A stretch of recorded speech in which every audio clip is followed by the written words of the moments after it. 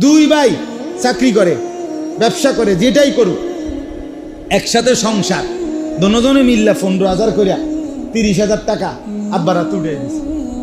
আব্বা আমি মুরব্বী মানুষ, সামনের নামে কোরবানি দেন, গোস্ত না কদ্দুর খাওন, যায় দে আমনে ভাগ করে দিয়েন, আমগো দুনো করে, আমনে তো এই দুনো করে খাইবেন, আর কি তা গোস্ত না খাওন, না গোস্ত না খাওন, আর কি তা মানসে না কয় কোরবানি টোরবানি কি তা কয় কয়, কিন্তু মূল তো গোস্ত খাওয়া।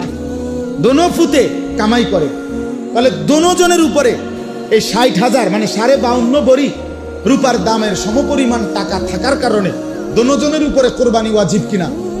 তাহলে দোনোজনের কোরবানির বিকল্প বাবার নামে কোরবানি দিলে এই দুইজনের কোরবানি হইল, তো এরা গুনাহগার হবে না?